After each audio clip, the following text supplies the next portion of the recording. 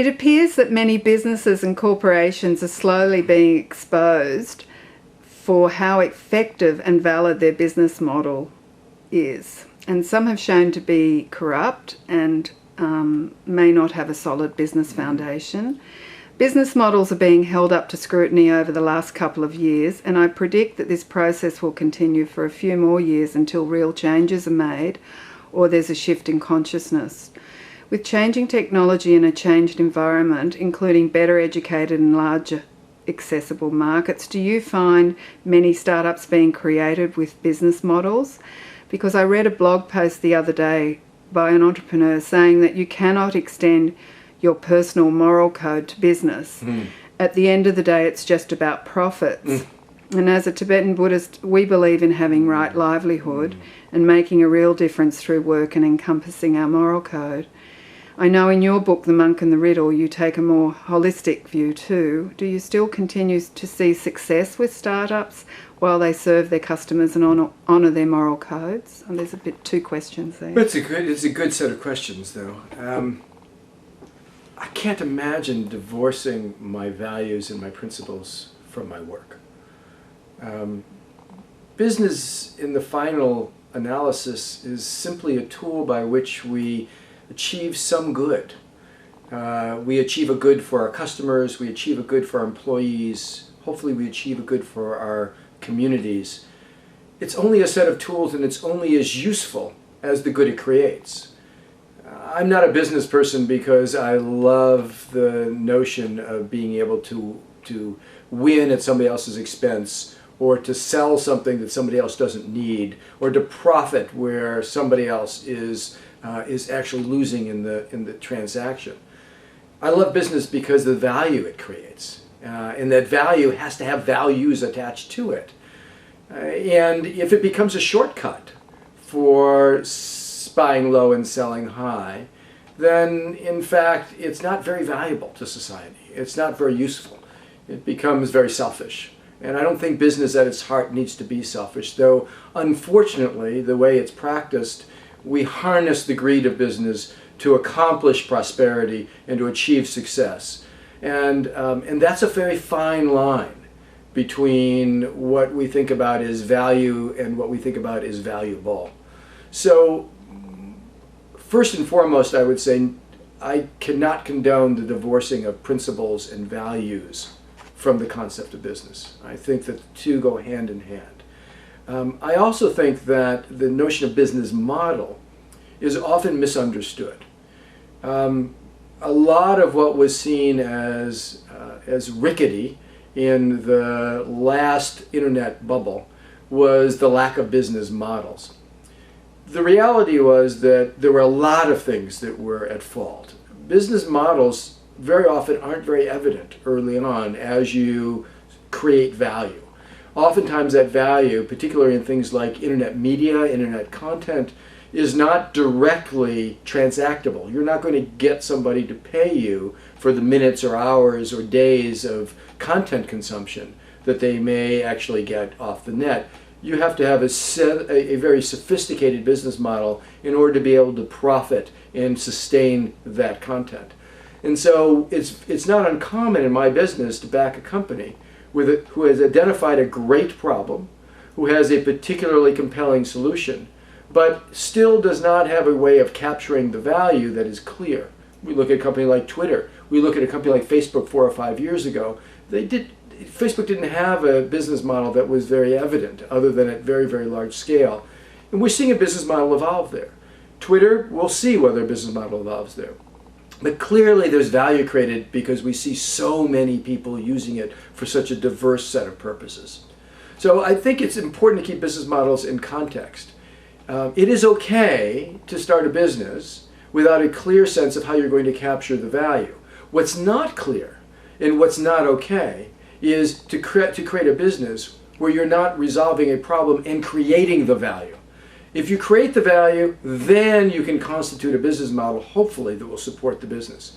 If you create a business that doesn't create value, but simply means to profit, that is a fundamentally flawed business. Okay. And that's really clear. And would you still see the success? I guess what you're saying is that we're in a state of flux at the moment with business and business models. And is it still viable that businesses or startups are successful if they have honoured their sort of moral code, do you think? I certainly believe so, but that doesn't make them viable.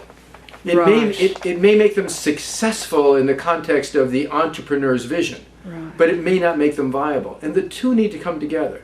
The idea of profitability is a law of physics in business.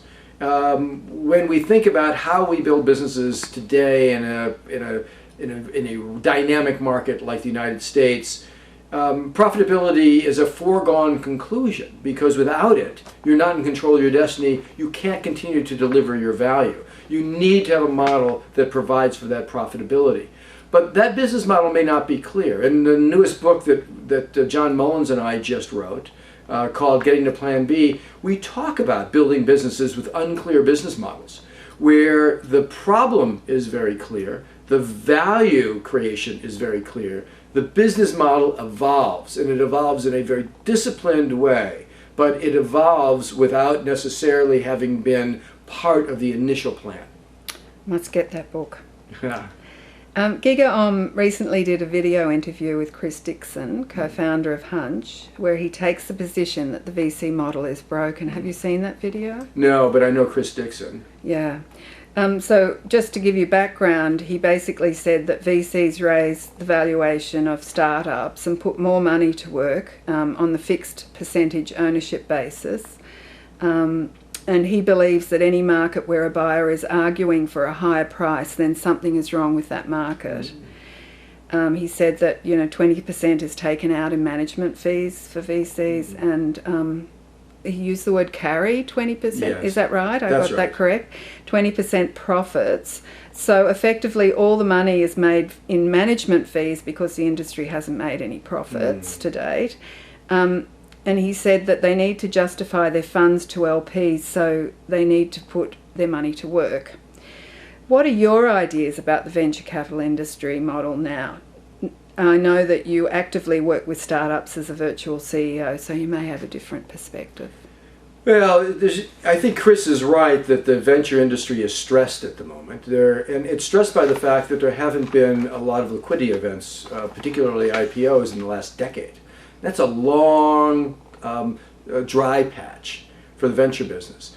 The venture business works by raising money from large institutions, most often endowments and pensions at a place like Kleiner Perkins, and wealthy individuals, putting that money to work in high-risk ventures, and then harvesting the successes in an IPO or a healthy merger and acquisitions market, and then redistributing that money to the investors who then invest in your next fund.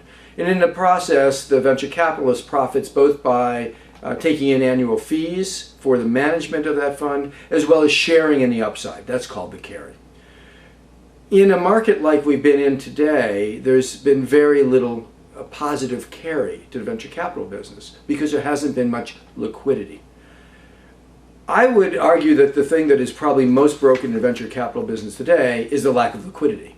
If there was a great deal of liquidity in the market, even a reasonable amount of liquidity like there was in the early 90s before the boom, I think we would find a very healthy environment where there's disciplined investment, an appropriate amount of investment, and the right amount of work being done to build and harvest these businesses. But today, we don't live in that environment, and so it's much more challenging to put that money effectively to work. Add that to, I think, Chris's insight that a lot of the consumer internet companies don't need a lot of capital to test out their ideas.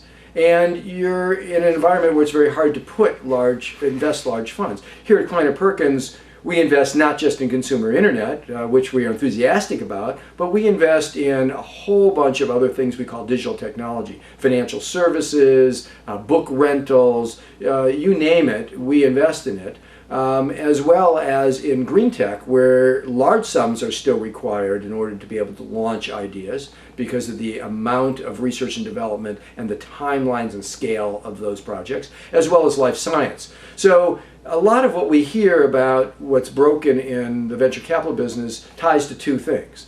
The consumer internet and the challenges of investing in a market where only small amounts are necessary to test ideas, and in the lack of liquidity.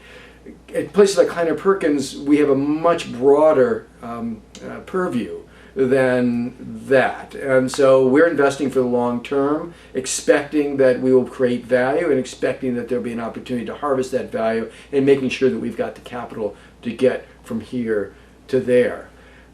Ultimately, the limited investors in these venture capital funds get to vote with their feet. If venture capital is not producing an outsized return for the risk that they take on, which is outsized risk, then the limited partners do not need to invest in the second, third, fourth funds that these venture capitalists are put together. And that will, by necessity, sort of reduce the amount of competition and help to discipline the market around returns. Thank you.